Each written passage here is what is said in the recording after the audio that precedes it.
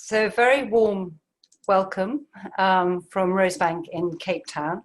I really appreciate you all coming. It's going to be very much a whistle-stop tour of modernism, very much to set context and background for Professor Arthur Barker's talks in the following fortnight, and to get Catherine's input.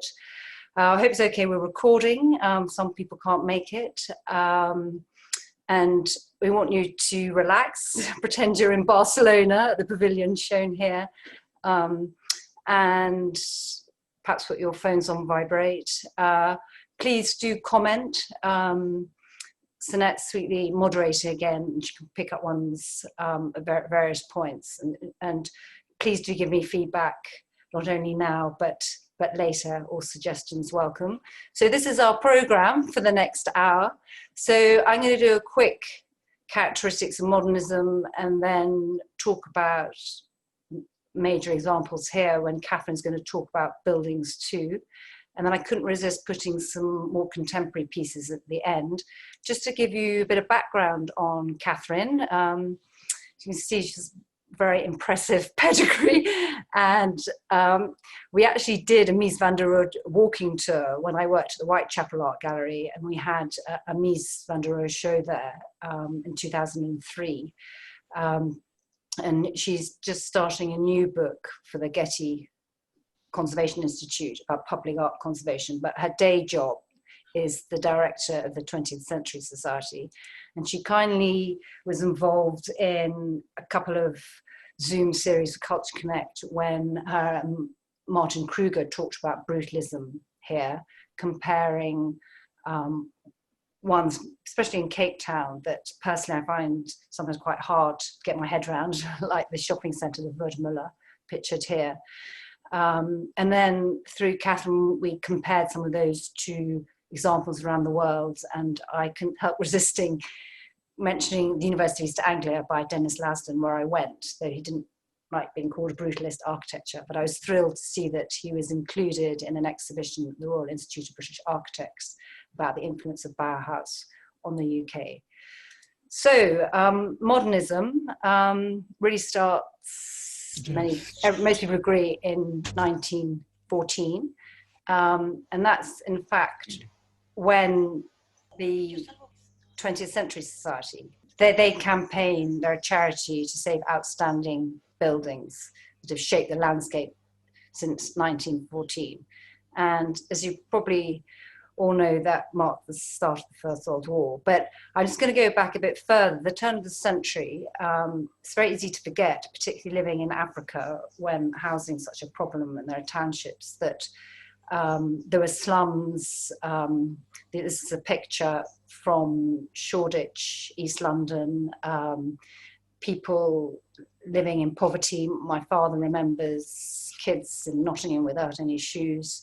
And there was a huge need for buildings, both on a commercial and civic point of view. Parallel to this, there are new techniques and materials, particularly in the States. The skyscraper is starting to pop up, but clothed in classical detailings. And then, of course, steel reinforced concrete really led the way for particularly glass to be used on the exterior. I mentioned World War I. I think it's very easy to forget the impact this must have had, and particularly in these COVID times, puts life in perspective. But modernism had started, of course, before that. It wasn't a sudden change, particularly in art. And I think it's very important to put architecture in context of other aspects of the visual arts. And of course, Picasso was very shocking with his cubism, his expressionism. I picked this image of Munch's Scream. Apparently, it was one of the most Instagrammed images during hard lockdown. And then I just wanted to show Léger. He'll come up again later. This print was available for sale at a local gallery.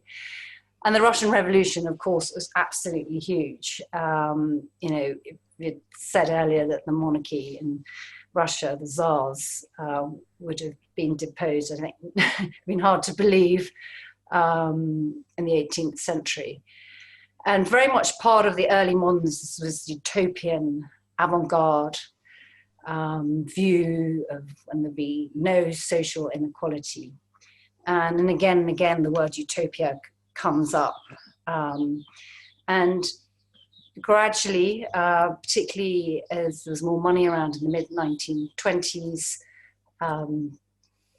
modernism shifts from being the avant-garde to more mainstream. And it was helped by designers having more official positions of power. And the machine was central. I'm sure everyone knows about factories and Fordism. But it really led to tremendous advances in what was available to most people. Everything was new, there's a new spirit, particularly in things like photography that we take for granted. I love this Man Ray, particularly with the African head here. Poignant, I think, is thinking about the Spanish flu epidemic, and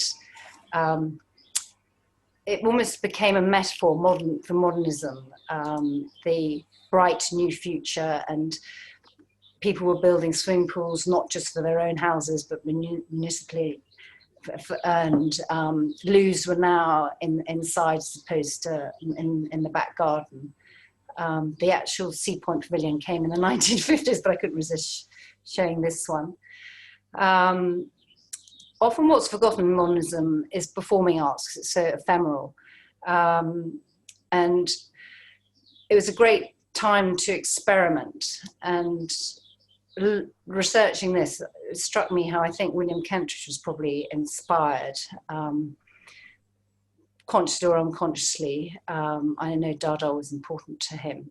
And this moves me to talk about Bauhaus, which had its 100th birthday last year, and so there were a lot of exhibitions and publicity about it. This actually came from a Chinese blogger's site. So it was very short-lived, but incredibly influential, sleek, clean-lined, uncluttered, open-planned. Even now, it sort of defines what we think of as modern. I'm going to sort of shoot through here. This is a reconstruction of what the first director's office would have looked like. I'm sure you're familiar with the buildings itself, particularly as an architect, as the head when it was in such influential position. Collaboration was really important, architects often being the boss. Something that I found very gratifying with all the centenary celebrations, the way that the quite masculine image had been readdressed. And so the female students and players, the exhibitions on them, and Lili Hrek was now credited more, for instance, for the Barcelona pavilion. Before it was always just Mies this, Mies that. A key part of the modernist aesthetic is having no ornament. And I've just chosen one of Le Corbusier's villas to exemplify this. A rather fabulous image from Vogue magazine. He had these 5 points of architecture, and we've actually covered quite a lot in previous Zooms about brutalism. And now it seems quite old hat, but of course then it was pretty revolutionary if you think about the terraced houses, the ornament, the thatch roofs, having flat roofs. But at this time it was almost too avant-garde, and the client complained that it wasn't very effective. A lot of heat was lost, and in France obviously it gets chilly and there were leaks in the roof, and the rain on the roof created horrible noise. So in fact, they never moved into their dream house, and took Mies to court, and in the World War I it was used for storing agricultural things like hay, but now it's widely recognised, as you can see there. Just before we move on, I just wanted to point out how Africa is an inspiration perhaps for some of these white cubes, and there's a book that's come out quite recently called £20 about the debt of European Western art to Islamic architecture. It's called Stealing from the Saracens.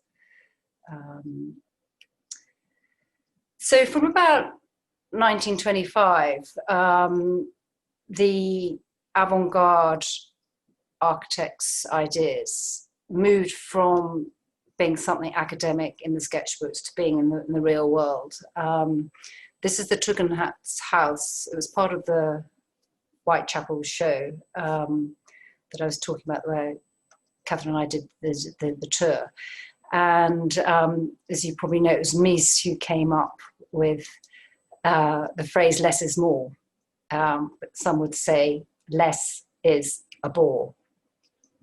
Moving on to the second phase of modernism, and when it became more widely utilised, there was a shift to make it more sort of, by some, more curvilinear, more natural. And so I put Mr. and Mrs. Alto's house, the interior, at the top, with the Fagin's home at the bottom, just to exemplify this. And I rather love this old wireless.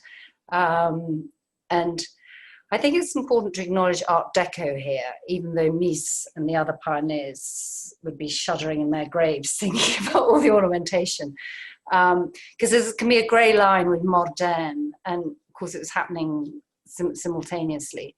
And you can see it in the things around the home, and of course retailers like the Conran shop and Habitat in the UK and Europe, and then IKEA have almost made modernism available. So your vases would have probably have a Bauhaus influence. And just before we go on to regional modernism, I want to slip in a Cape Town shop, less is more. And as you can see, a lot of the objects, they could have been at home in the Bauhaus. So moving quickly on to what often is called the regional modernism in South Africa. We've got a lot to thank for the emigres who are leaving horrendous societies, some of which landed in Britain, some South Africa, some further afield. I think in Britain, it was quite pared down. The Brits weren't quite ready for such radical, simplified forms. Certainly in South Africa, Europe started using reinforced concrete, steel, plate glass from the beginning of the 20th century, whereas in South Africa, pre-1930s, it was still very much, classical detailing and traditional methods of building. Some people say it was thanks actually to a Brit, an academic architect arriving here, that really shifted things. And I wonder, Catherine, have you heard of Stanley Fernand? No, probably not, because he spent most of his career in Joburg, but it amused me the way that Sir Herbert Baker, who I feel I don't associate with modernism at all, really, really rated him. And also how he was taught by Lutchinson, who's at the Royal Academy.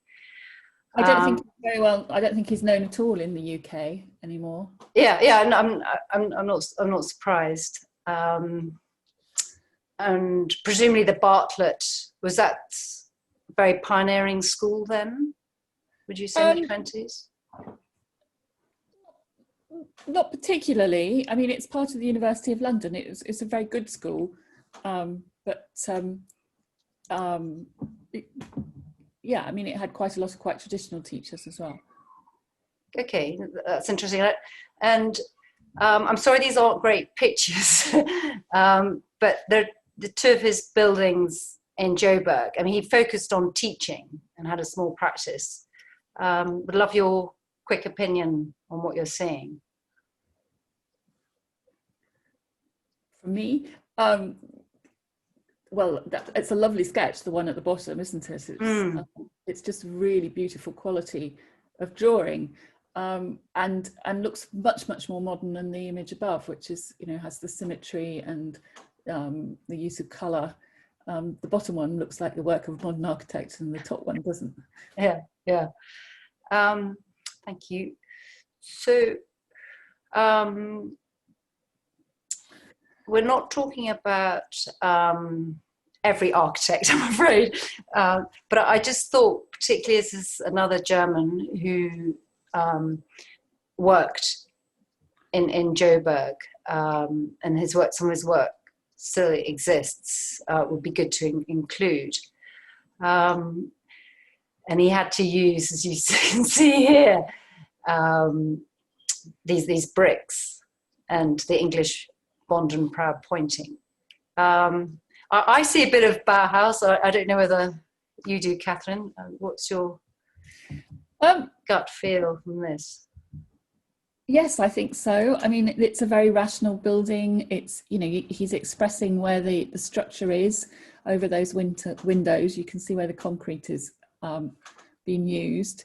Mm-hmm. And it's a kind of dream commission for a modern architect, isn't it? To have basically do a building that's laboratories and teaching, and this is about a great modern project, really. And I'm pretty sure this is an Edward Villa sculpture, who was like a Henry Moore of South Africa. And then the jacaranda tree, which is big in Joburg and Pretoria in springtime. Okay, and we're moving on now to Martienssen, who is the biggie, as you can see from these quotes. But he died relatively young of a heart attack at the end of towards the end of the Second World War.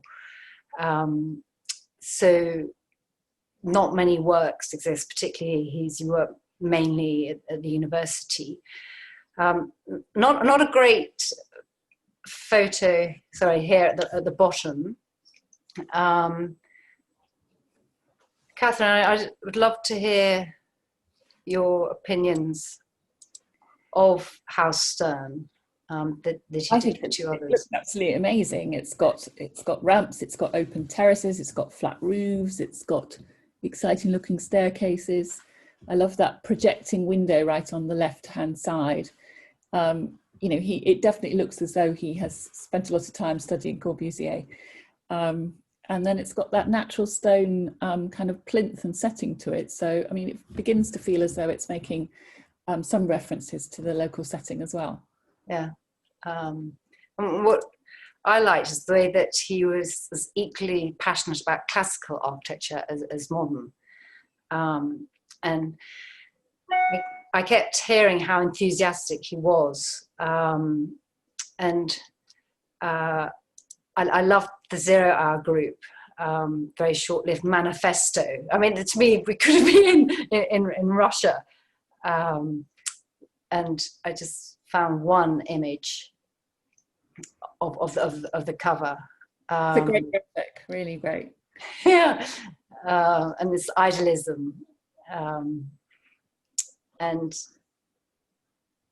everything about it, the lowercase, the graphics. So I'm going to move on now to his own house, which has recently been done up in the 1930s. And I have to say, I can imagine you living here, Catherine. Reminds me a bit of your house. Oh, I'd love to. I'll just whisk through. so it's lovely Joburg light, with some contemporary art. Colours. Very simple staircase, very detailed. I like that. Mm. And the Peerutin standing column in the living room. Oh yes, yes. Well spotted. And then the fenestration. Yes, I mean that's almost like a Mondrian painting itself, isn't it? That big window with the visions like that. It's very carefully composed as a way of framing the view, I think. I like those pop-out windows as well, the little square ones. Yes, I think it's been did a really great job. Probably it's not quite as neat now. It's still a private house, is it? Yeah, yeah, and obviously very enlightened owners. So what I found really exciting, moving on to Martienssen, is how he impressed Corbusier. Yeah, and I just got the impression Corbusier generally was a bit arrogant and brusque, but clearly took a shine to Martienssen, and wrote him letters of introduction so he could go and look at various sites, and how students from Wits would go and see Corb in his studio, and so that there were these links despite the huge geographical distances. Do you know if any of the students actually worked for Corbusier for any period of time? That would be interesting to know. That's a good question. I don't. I'll look into that. I doubt it. But I do know that Corbusier also kept in touch with other students, like from Algeria. And I've listed here this group. And again, want to point out it's not all men, but I'm pretty sure they're all white. And this cinema, unfortunately, no longer exists. Yeah, sorry, I didn't change the slide. What do you think of that, Catherine? It's a great bit of signage, isn't it? Yes. I'm trying to work out exactly what we're looking at here. I guess that's the foyer with with all that glazing on it. I mean, it looks impressive and large, yes, sadly demolished, I see. Yeah. You know what the interiors were like? I mean, that's always the thing with cinemas. It's a difficult building to express on the outside because obviously you don't want any windows to the auditorium, and the auditorium is essentially a great big box. So that often the most exciting things about cinema architecture is the sort of internal treatment of the auditorium. Yeah. And sometimes in the UK you get kind of quite modern exteriors and then much more elaborate interiors, or very deco-y outsides and more modern interiors. So sometimes interesting, lack of kind of universal treatment of inside and outside. So it makes me ask lots of questions, really, is what I'm saying. I think I don't. Sorry, I can't answer that, but maybe if anybody knows, they could put it in the comments. And presumably that would have been for a segregated audience, would it, at that period? It was just, I don't know, probably just starting, separate entrances and things. But again, I'd love to come back to that at the end.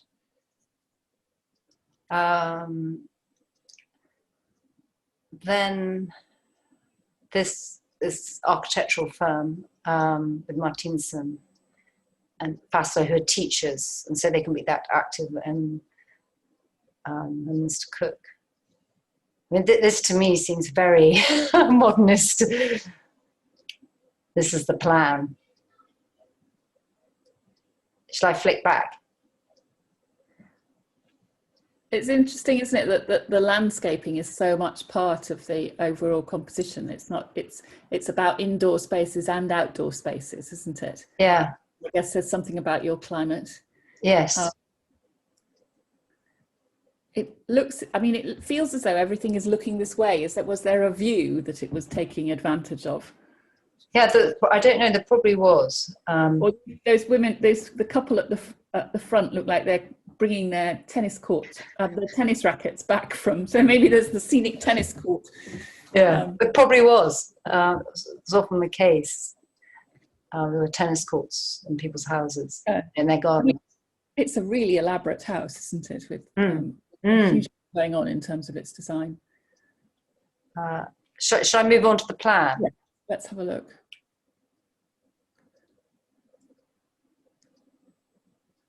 Yes, I mean that first floor roof terrace must be, with the great big staircase coming down from it. It's obviously, that's a major part of the overall design. Yeah. Yeah. What I've noticed, huge living room, isn't there? And then I imagine all that stuff over to the left is service quarters, and I can't.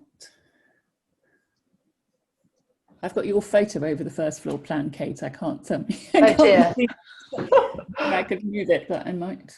Yeah. Sorry. You can. It has a little line at the top. You can minimise.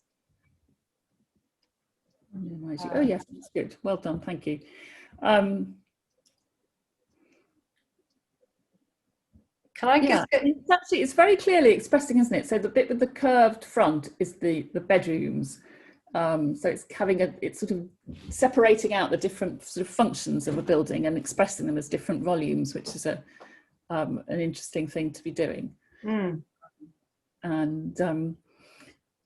the more I look at it, the more I'm absolutely convinced there must be a fantastic view to what's probably the south, because it's all about orientating itself that way, isn't it? Yeah.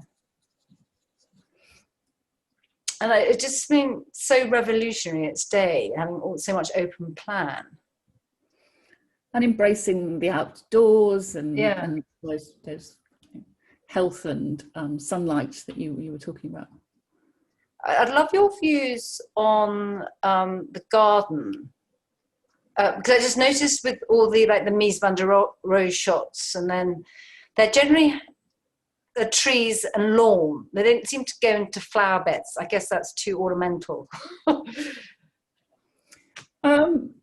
Yes, for 20th Century Society, we've just done a book of 100 gardens and landscapes from the 20th century, and it's been really interesting. I mean, an awful lot of it is quite subtle. I mean, it is about placing of trees, placing of dealing with sloping land, but very much about how buildings and landscape interact together.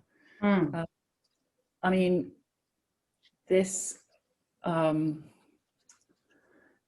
think that must be a pond, don't you, in the middle? I mean, it is a period when everyone is becoming very aware, certainly in the UK, that that having gardening staff to look after your garden is just not going to be viable any longer, and the idea of having a lower maintenance garden is becoming increasingly important. But I think, I mean, there are some fantastic modernist gardens in Britain that are very dense with planting, I'm kind of fascinated to think. I know I don't know nearly enough about South African native species, but I could imagine some of these houses would look fantastic with sort of lush planting you could manage to get to grow. You are. Let's move on. This slide is just saying the problems, the technical problems of having modern architecture here at this period. It's just sort of part of the reason why it wasn't widely loved and adopted, but it wasn't helped that Martienssen died so early, and there were factions within the avant-garde set, and I guess it mirrors what happened elsewhere in the world, in that it was a small group who were pioneering and to find work, they had to compromise in certain degrees. And this picture here, trying to sort out the roofs. And I read a lot about the problems of flat roofs and leaking. So it was really exciting when I read how enthusiastic Pesner was when he came to South Africa. Because I always associated him with, Western architecture, the great history and the leaves and Southern Minster, which are medieval. I'd love your views on him. He did. Pesner is famous in England for his series of guides to county by county to architecture, and it is about how to walk into your parish church and decide whether it's a 13th century, 14th century, 15th century church or whatever. So yes, I think his interest in modern architecture is sometimes not fully appreciated. And this was a lovely article. I mean, one of the things he's saying, isn't it, is that there was just so much work to be done that it gave vast opportunities for young architects to get quite large projects, and that you probably didn't have time to get overly mannered or overly complicated, that there was a sort of simplicity and spared downness to the architecture just because there was so much work coming in and you were constantly moving on to the next project. What I was really interested actually with these, Kate, and I don't know whether you know the answer, is that he also says that at the moment Hillbrow is lovely, but that he anticipates, because of the lack of planning controls, that they're building more and more high-rise, blocking out the views of the ones that are already there. And he predicts, doesn't he, that in the future they may become less desirable and rents might slump, and it they might spoil the what they started out creating. It was very prescient, because now it's a really rough area, really dangerous. And this is this fabulous Lutyens design Johannesburg art gallery that has problems and nobody wanting to go there. And Hillbrow is really, really rough. And maybe we'll chat about it at the end. Yes, yeah. I'd love to know how many of these blocks of flats are left and what chance there is of getting them conserved, because they do look really good. Yeah, and it's I think you'd be really depressed. But you'll have to come, and maybe we can chat. People like Judith, who are from Joburg, who tuned in. Right. Then again, not a very good picture here, but I'd love your views on this this one. I've got a better one here that some of you will recognise. Is actually where the Department of Architecture is at University. Well, and a bit like a bigger version of the house plan that we were just looking at. If you go back to the plan, you can see how he's very deliberately expressing all the different functions of the school. No, go back to the plan of the university building. That one. Okay. So you can see the the auditorium. Yes. And you can see a block of small offices, and it's kind of very organised. You work out what the different functions are, what the different uses are, and then you let the form of those lead the way with the architecture. Thank you. I was reminded of Leeds and the Barbican, this lovely use of the water near the concrete and the glass. And is that mosaic on the front, or is that, what is it? That band? I don't know, to be frank. Yeah. Well, it's good. Could be mouldings. Fine. Oh, is someone going to? Can I move on? Any more? Yes. Yeah. Yep. I really like the sound of Heather Martienssen, who was widowed very early on, but she was feisty. She was born near where we live, in Cape Town. She actually died in the UK. And Pesner must have had a huge respect for her, dedicating his forward. And, she also, as you can see, extremely successful in academia here, and then, studied in London.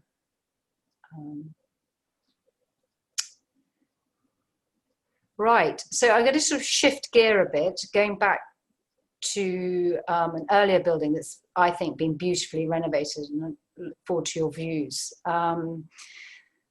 So this was a tram shed. Nobody knows who the architect was. The nearest name we get is a draftsman in the engineers department. And it's recently been converted, and I have yet to go there, and I can't wait. Just to give you a feel, I couldn't resist this picture showing it, the tram. And then it looks terrifying getting off a tram. And then it was in a really bad state of repair. There are lots of archive images. But to me, it looks beautifully done, and very appropriate for an art space. And again, I see Bauhaus. And then also, you know, harks back to its use as the tram substation. What are your feelings? I think it looks as though it's been very carefully repaired, but allowing you to still see the sort of scars of its history, especially if you look at that bit of wall on the left here. You can see that, you know, that there's a checkered history to this building, and I like the way they've not obliterated that.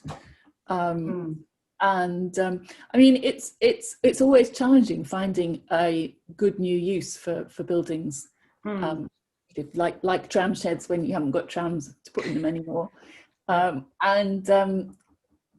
really like this. I mean, it's basically just a sort of porch, isn't it? Is it a big steel thing? The structure on the right here. I mean, that's giving the building a sort of sense of new identity, isn't it? Yeah. You couldn't fail to notice that something new was happening here. See that, but the colour of that works so well with the brickwork. Okay, so moving swiftly on, I feel a bit bad I haven't got more on Durban, because obviously lots was happening here. Again, there's a lot of money, industrialization and wealth. So I'm just going to include one building. And sort of tickles me the way that Herbert Baker, who I associate with being so traditional, really rated Norman Eaton. And ditto Lord Holford, who sounds very reactionary. I don't know if do you know Lord Holford at all? He's actually South African born. Yes, I mean, he's known more as a planner, but yes, charming. I don't know that charming is the word that immediately springs to mind. I mean, maybe elegance, maybe, but yes, it's a pretty uncompromising building, isn't it? Yes, and I love the sort of before and after. Again, another recent intervention. Can't think of the best word. And in fact, it's a British developer, Urban Line, right, who bought the property, and their offices are there, and their other offices, and it's a club.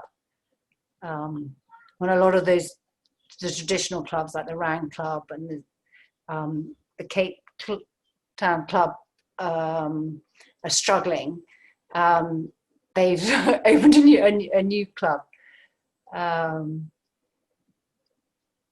So again, repurposing. So they put a 20-story tower. I know the 20-story tower was an adjacent office block, leveling to what's happened. Exactly. Yeah.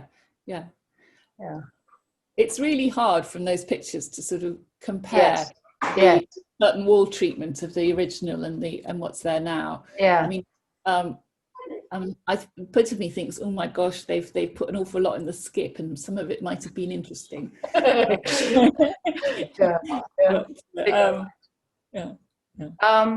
So now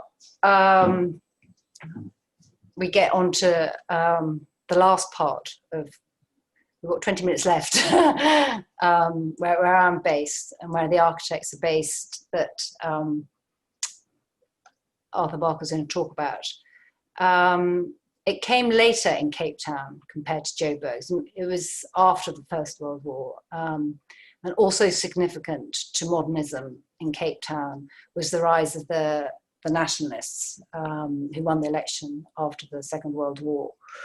but again, it was the economy growing that led to modernism, particularly in factories, being able to really take off. And this bottom image in Salt River is still there despite the drawing, and it's more, rather than where textiles were made in the heyday, it's now where imports from China come and get redistributed. I'm sorry, it's not a great photo. It'd be great to get your view on these two images. Well, they both look like interesting modernist factory buildings. Yeah. In the UK, quite a lot of buildings of that type are being repurposed for residential because there isn't the money to keep them, to restore them, or even kind of basically keep them going if they stay as commercial buildings. And the large open floor plates actually make dividing them up into flats reasonably easy. So it's the kind of thing happening. I don't know whether there's any scope for doing that. It is happening a bit on where they are, presumably. Quite a few artist studios, designer studios, and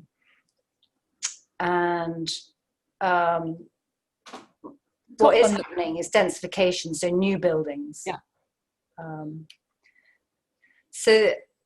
Looking at the same architects, Max Polikansky, this is his own house here. And I'm sorry, it's a dreadful picture here. But to me, they're very obviously modern architecture. Yes, but what an extraordinary table to put in that incredibly glamorous glass block stairwell. And it really is, that's the sort of table that you'd expect, you wouldn't expect to find in the architect's own home, would you? It might be the sort of thing that your extremely prestigious client might insist on installing, much to your chagrin, I should think. Yeah. But presumably, I don't know. I just be fascinating to know what the story behind that is. That is such a dramatic use of glass block, isn't it? Yeah. It's and that lovely kind of very delicate line of the balustrade is great. Yes. Like the three little portholes as well. And you see those in his factories too, and you can't see it in this image, but the portholes, they were used for the bathrooms, and depending on your race, depending on the shape of the window. So Europeans got a different shaped window to the non-European, and the ladies had a different window to the gents. I want to move now to different sort of housing. In previous culture magazines, we've talked a lot about how the state, the apartheid state, appropriated modernism. We had Albert von Jarzal talking about brutalism, and then also three professors talking about troubling images, and Federico Freschi in particular talking how the apartheid state used modernist architecture to further their aims. But in Cape Town, the housing was adopted by the city council here. And many of us are familiar with the Boerkaap, and in fact I've had an event in here having supper. But be lovely to hear your views on these two pictures. It's rather so again, not quality.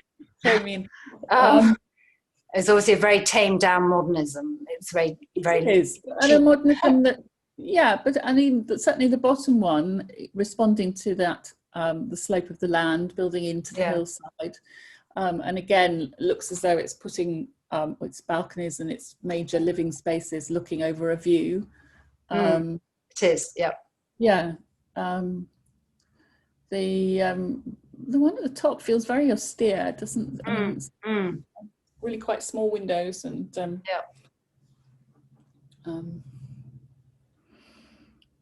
and I don't know what these are constructive of. It'd be really interesting to know whether they, you know, they definitely want to look like concrete buildings, but are they, or are they brick buildings with a render on? It's hard to tell. Yeah, it's small. They have plastering. I think probably brick, but again, we can come back to that. And this surprised me because Langa's a township very near where we live. One of the oldest townships, and the hostels there, unfortunately, don't look like this.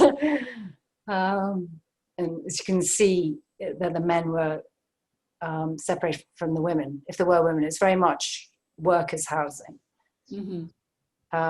This was sort of 1940s, I'd say.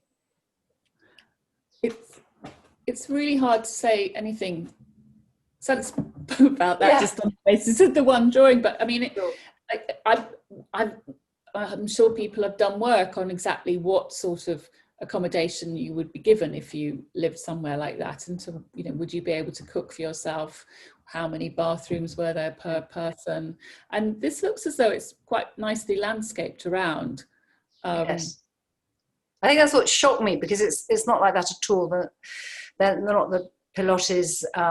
You know, there's shacks all around it now, and washing lines, and the rooms are tiny, and there are families living in the rooms that were, you know, designed for, you know, 2 bunk beds, and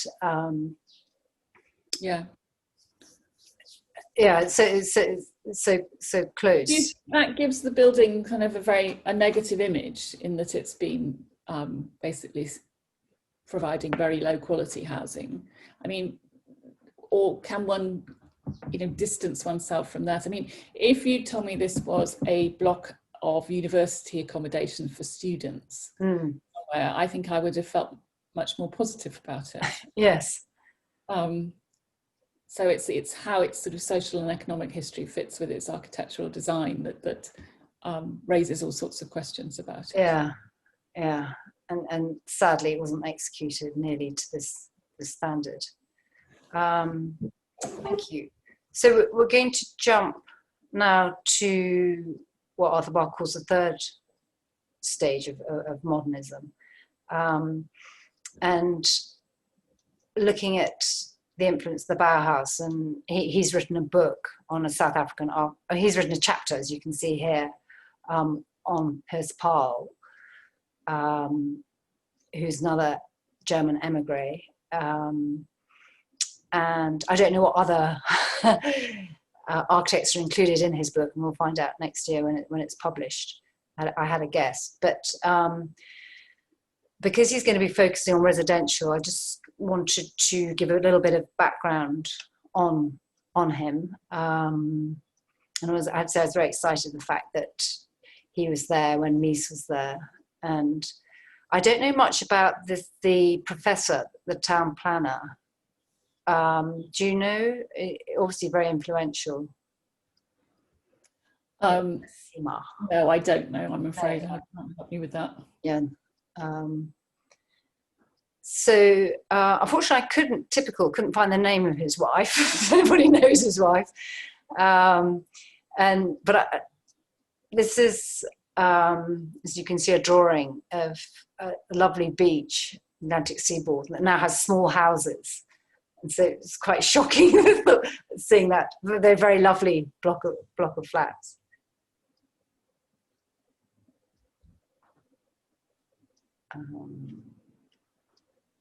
And again, sorry. How long did that last? You know. What? With the block of flats. I don't think it was ever built. Oh, you think, right? Okay. Yeah. And then I'm sorry, these aren't great pictures, and I that's not the proper. I don't think that's the proper name of the house, but I used a shorthand and I couldn't find what it was called. But again, I could see where his training was by these. Do you see Bauhaus as well? Yes, yeah, definitely, and Corbusier, in terms of, you know, just the sort of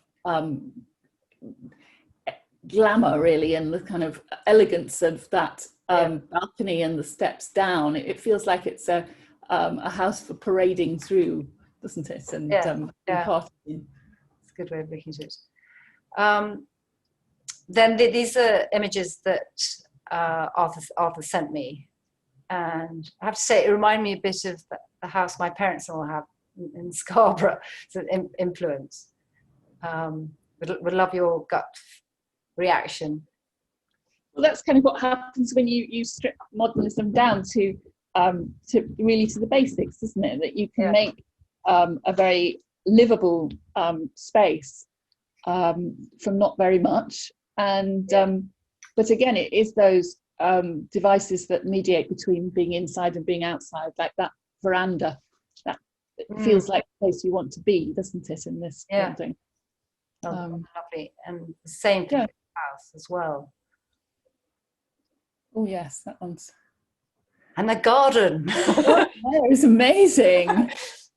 And the absolutely stunning backdrop. What a fantastic site to be given to build. Yeah. And then to show you the detailing.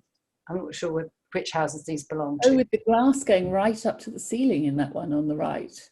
Yeah. Very sleek detail. Then moving on to the final architect, the last 10 minutes.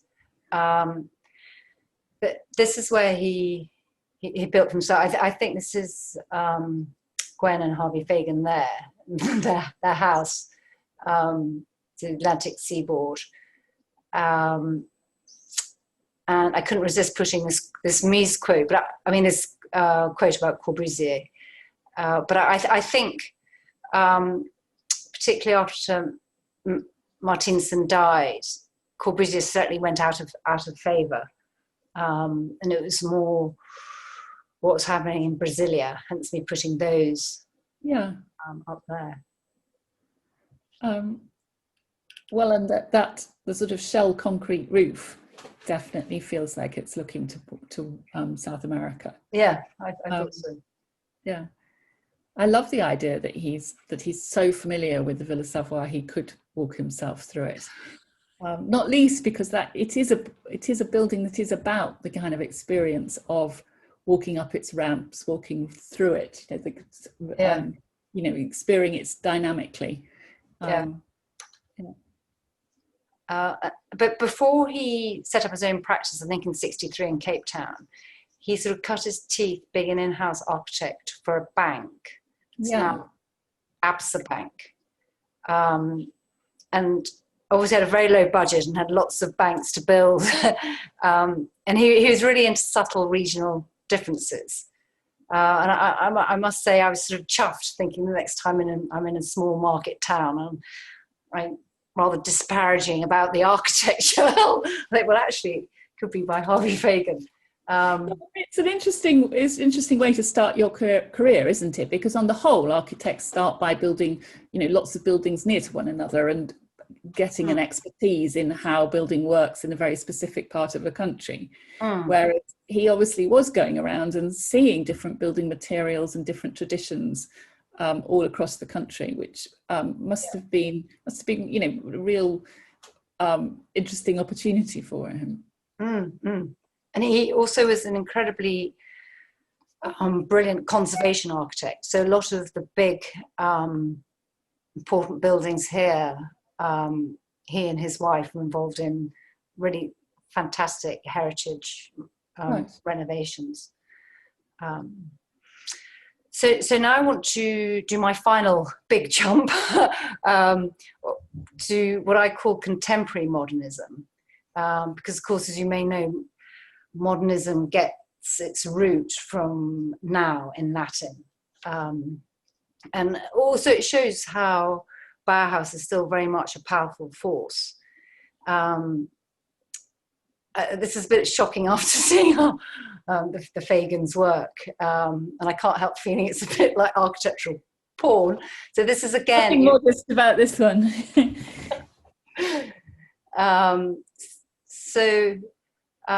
You remember Clifton, where there was Piers Pahl's image? would love your views. It's probably about 7 years old. Well, it's fabulous, isn't it? I mean, it is. It's somebody's fantasy of luxurious living, and you know, it's facing the swimming pool. Just think how many people you could seat in all the chairs you can see in that photograph. It's like life is constantly a party. Yes. There's not much intimacy. No, I mean, in some ways you could convert that into an art gallery, couldn't you? Yes, yes. There's nothing small and domestic about it. Yeah, it's a hotel, if I'm not mistaken, or a villa. Oh, it is a hotel. I thought it was a private house. Oh, Yeah, right. Well, that it's called a villa. Sorry.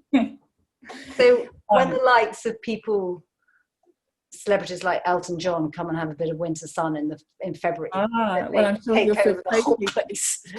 Totally at home. Yeah, yes, yeah. I mean, I don't know. I mean, it's lovely if you're an architect to be able to work with a fantastic site and great quality materials, but I kind of feel that there are more interesting briefs really than just making you super wealthy. On the subject of which, a bit puritanical. SAOTA is another very successful commercial practice, and they remodeled this, you can see, 60s house, you know, made swimming pool more of a feature. And I couldn't, sorry, there are 3 photos. I just love your views of this place that is in City Bowl, Higgovale. And again, you can see the mountain in the background and great views across the city. It looks really sharp as a restoration. I mean, the real issue with doing this sort of thing on a 60s house is basically trying to make it more environmentally friendly, and you know, trying to do that without making it look clunky, frankly.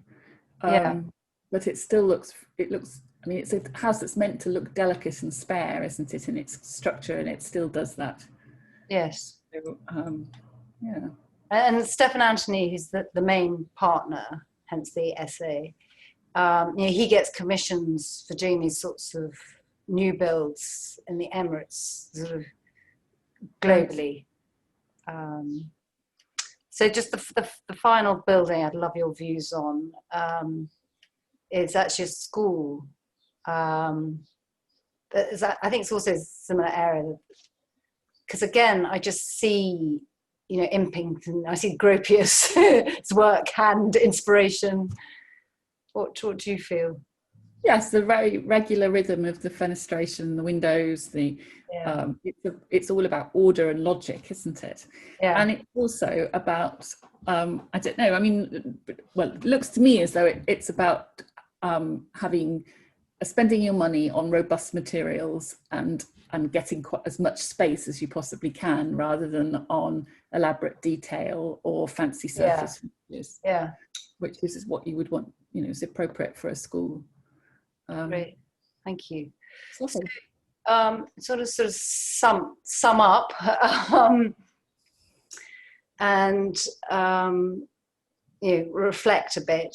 And I like the thought of modernism not being a style, because I think it's very easy to get oneself in knots about whether it's something brutalist or international style or modern. And just sort of finish with, in South Africa, modernism. But would love your views, Catherine. Sorry to put you on the spot again, about the buildings you've seen and your impressions. I think there's a huge wealth of interesting buildings that are clearly, you know, high quality, and kind of interesting. I mean, in the way that the modern architecture of many countries, it's a kind of combination of the influence of sort of international masters like Corbusier and Mies, and then architects really looking at their local vernacular and really thinking about what they need to do to make buildings comfortable in the climates that they're working in. And you know, that means you get something new, and an interesting fusion, and you know, and a range of different ways of solving that balance. Yeah, thank you. And I'm also wanted to say thank you very much for letting me know about this free Zoom talk on Monday. I don't know if others here are interested. I think it's organised by the architectural historians. It's more information on Facebook, but I can send you more information about a female architect working in South Africa in the 1950s. And then, for me. Yeah. Sorry, say again. I said thank you very much. It's lovely to look at new things. Oh, I really appreciate you giving the time, particularly it's a bit of a stressful period with lockdown. We feel for you and very much hope that you will come when we're through the pandemic. Yes, whenever that is. Yes. yes. No, we'll have a vaccine or it will mutate again. And good luck with your book and all your campaigghing. And you've got good work where you are. It's great. You're doing a great program of talks. Oh, thank you. And I really enjoyed your architectural series that we can access online. And are you still doing free Zoom talks? We are still doing free Zoom talks. We've got one tonight at 6:30 our time, which is I think 5:30 your time, on a church architect called Valadi, who does it was a sort of funny mixture of modernism and deco, and lots of lovely mosaic treatments, and lots of very bright colours, kind of interesting and not really studied. We've just done a book on him. There hasn't been a book on him before, so we're trying to rediscover his work. Oh, great. Yes, we're trying to keep going on Thursdays. Yeah. Oh, good. Every Thursday. Every Thursday, yes. Okay. We're going to start modestly charging because our main reason of existing is so that we could campaign to keep buildings that are threatened with demolition. Yes. Okay. Times, yeah. Well, you're an inspiration, and I really want to also thank Sanette and everyone for listening. And do unmute and shout some questions. I'm conscious we've had our hour, and so obviously if you want to slip away, and I realised that I couldn't answer everything Catherine asked, and so I'd be very grateful if anybody wants to sort of contribute now. Somebody very helpfully pointed out on the chat that what it was mosaic on that building that we were speculating about.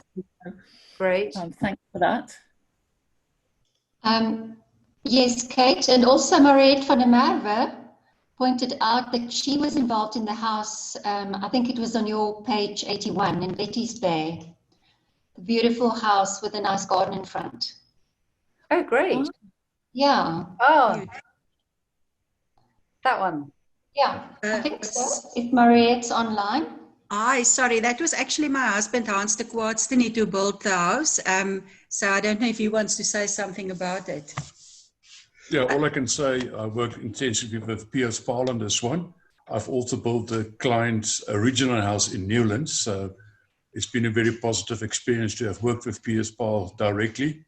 He was an amazing architect, amazing detailing, and it was really a privilege to have worked with him. And even today, I still do quite a bit of maintenance on the house, and the client and ourselves become actually very great friends. Yeah, that's my story on the House van der Horst in Betty's Bay. Fabulous to have someone who works. Yeah, thank you very much. Perfect way of keeping a building like that looking fabulous. Any more comments, perhaps? Joburg. Yeah, there was a comment from Michael Timbios, and I think that had to do with a Transvaal group supported by Le Corbusier. He said that Peter Pelser spent time working in Alva Aalto's office in the early 1950s. Is Michael online? I am online. My sister, can you guys hear me? Yes. Yes. Yeah, my sister wrote her master's paper on, it's a bit of an obscure topic, but Afrikaans church architecture, and or modernist Afrikaans church architecture. And we ended up, my sister and I, conducting a number of interviews, including one with Peter Pelser, who was in partnership with Roelof Eyden-Burghardt in the early 50s, and then went on to build all of these churches for the Dutch Reformed Church. And he mentioned to my sister and I that he'd actually spent time in Alva Aalto's office. And when you look at what he's cited himself as his favorite building, which is incidentally in the town next to Betty's Bay, a small town called Kleinmond, it becomes very evident that he had spent time at a very impressionable age working for Mr. Aalto. And I'm going to try to share an image that I made last weekend. Oh, thank you. If it's of interest to anyone, actually. It's pretty obscure stuff, but always interesting to kind of trace the lineage of these things. I think the nationalist government actually put a lot of energy into sending young Afrikaans architects all over the world to go work with the best of the world.